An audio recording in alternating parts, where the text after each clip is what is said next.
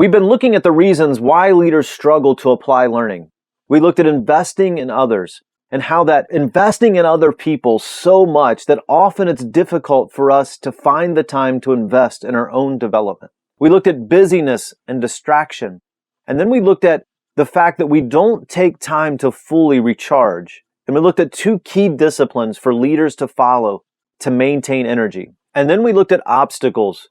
What to do when you're facing something incredibly challenging in your life and work.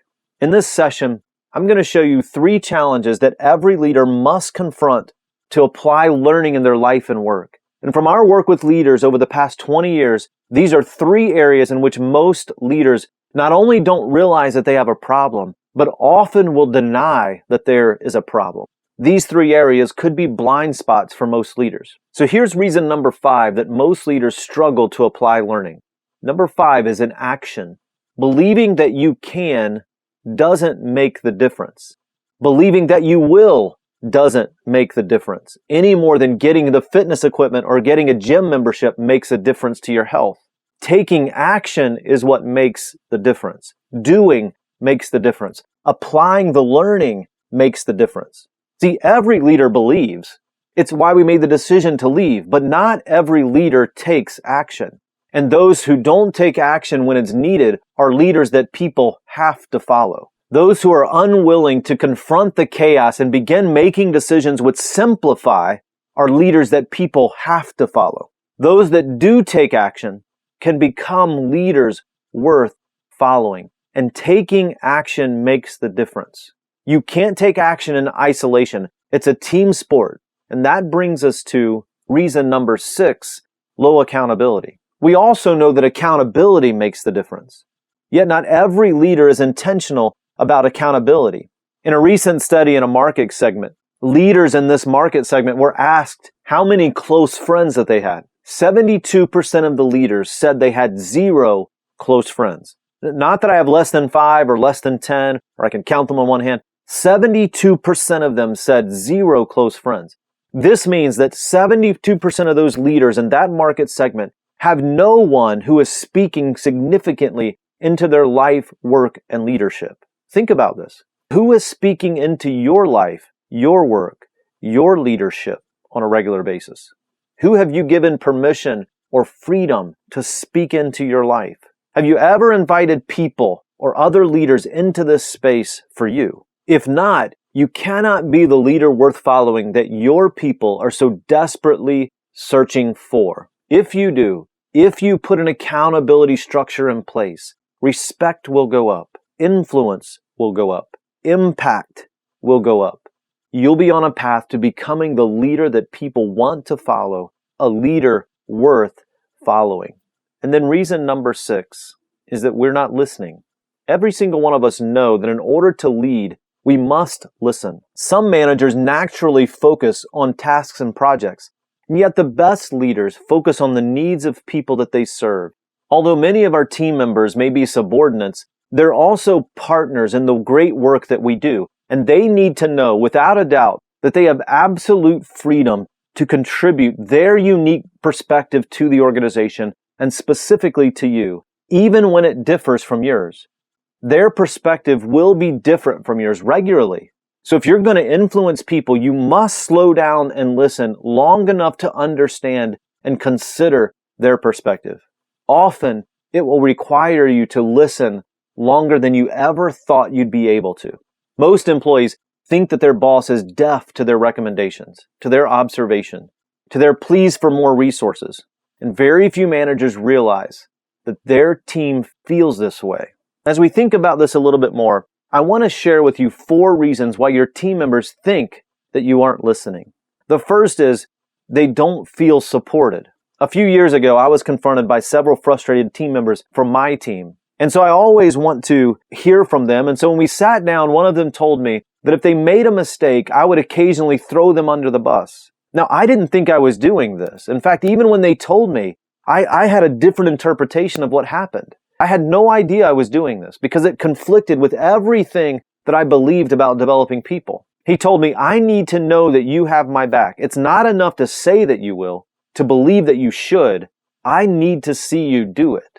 So support encourage, and resource your team privately, publicly, and often. The second reason why our team members feel like we're not listening is they don't feel valued. Talented people and their ideas are an organization's greatest assets. So we work really hard to hire top quality people. In fact, at times we've hired people from some of the top companies in our region. Even talented people struggle with insecurity. They wonder if they have what it takes, if their boss or their team members believe in them. And so great leaders regularly seek feedback from them. It's this simple practice that communicates to team members that they're valued. And then the third reason that people think that their leaders aren't listening is because they aren't trained resourced effectively.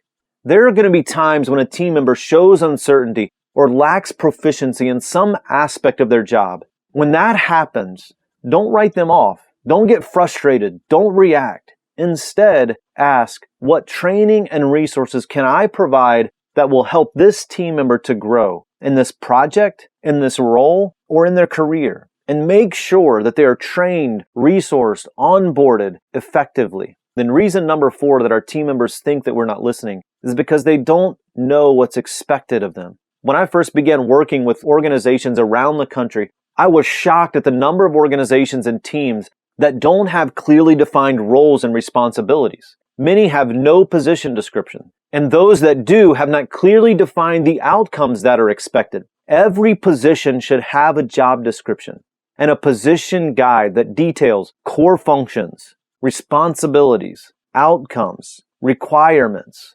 training, resources, and procedures for the role. All of these should be included. And then these items should be regularly communicated and evaluated. Now I want to give you one more bonus tip. In fact, it's the one question that you should teach every one of your team members to ask you. I can't tell you how many times there's been a miscommunication between me and a team member. In fact, it happens almost every day.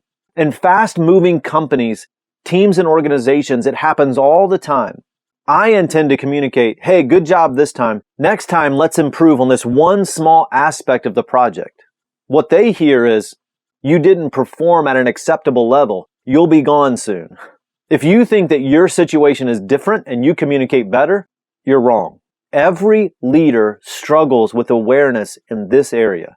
And it starts with first accepting the fact that you may not understand or you may have a blind spot in this area. There's no way to avoid these miscommunications. Believe me, we've tried.